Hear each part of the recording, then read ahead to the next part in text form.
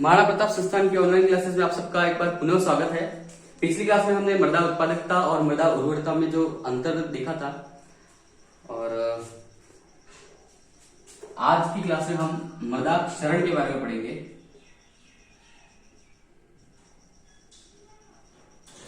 मृदा क्षरण, तो मृदा क्षरण की डेफिनेशन लिखिए आप लोग, मैं बोलता हूं। मृदा कणों का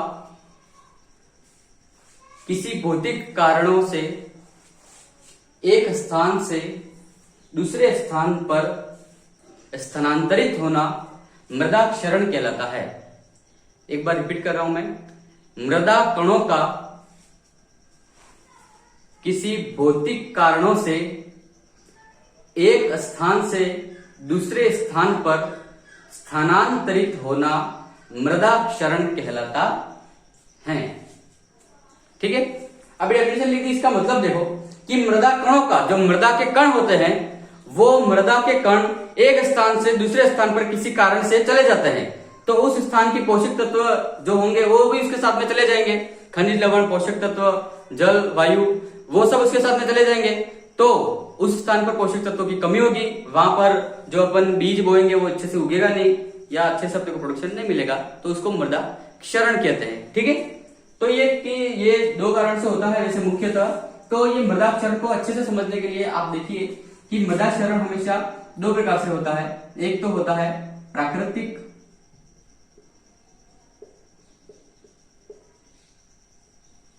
और दूसरा होता है त्वरित।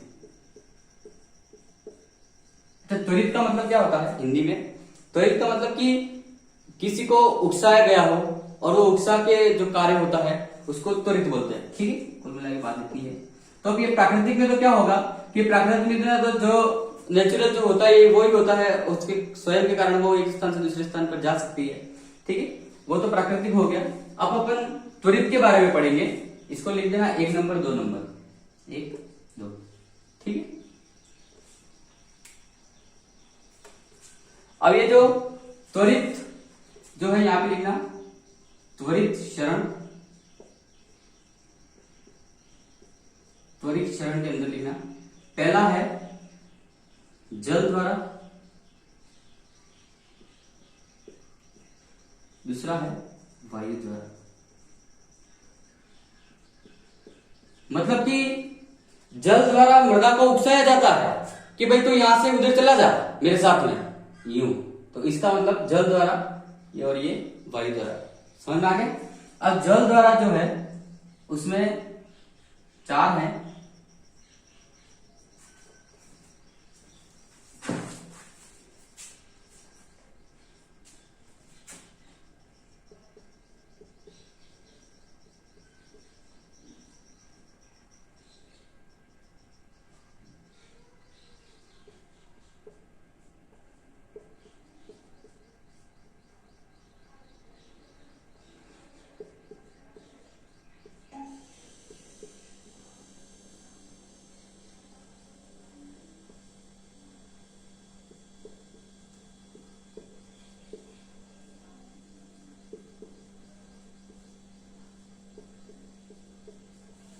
देखो, त्वरित क्षरण के अंदर जल द्वारा, तो अब जल द्वारा 4 प्रकार से होता है। एक तो बौछार क्षरण, परत क्षरण, रील क्षरण और अवनालिका क्षरण। अवनालिका क्षरण। अब ये बौछार क्षरण में क्या होता है कि जैसे ही बरसात का पानी गिरता है मिट्टी पर, तो मिट्टी की पानी की बूंद जैसे ही मिट्टी पर पड़ती है, तो वो मिट्टी के जो कण होते हैं वो वहां से उड़कर दूसरे स्थान पर चले जाते हैं। आपने देखा होगा उड़ते हुए कणों को। ठीक है, तो उसको कहते हैं बौछार क्षरण। परत क्षरण का मतलब यह होता है कि खेत के एक भाग से दूसरे स्थान पर मिट्टी का चले जाना। जैसे कि अपन ने सिंचाई की, जल बहाया खेत में, अब बह रहा है वो, तो उसके साथ में मिट्टी भी एक स्थान से दूसरे स्थान पर जा रही है, उसको परत क्षरण कहते हैं। रील क्षरण का मतलब यह होता है कि जो अपना जो खेत, अपना जो पहाड़ वगैरह होते हैं, पहाड़ से जब ऊपर से नीचे की ओर जब पानी आता है, तो आपने देखा होगा बहुत बार दरारें पड़ जाती है अंदर। वो दरारों में अंदर पानी घुस जाता है। अंदर पानी घुसने से क्या होता है, वो पूरा का पूरा मलबा जो होता है वहां से रिस कर नीचे आ जाता है। उसको रील क्षरण कहते हैं, इंग्लिश में इसको रिले क्षरण कहते हैं। इसके बाद में अवनालिका शरण। अवनालिका शरण मतलब ये होता है कि जो नदी नाले जो होते हैं उसके साथ, उसके पास में अगर खेत वगैरह होते हैं तो उस खेतों की मिट्टी भी उसके साथ में चली जाती है, जिसको अवनालिका शरण कहते हैं। इसके अंदर देखना, इसके अंदर है निलंबन, उच्छलन और सतह दर्पण। थोड़ा सा इसके बारे में ऐसे लिख देना, निलंबन,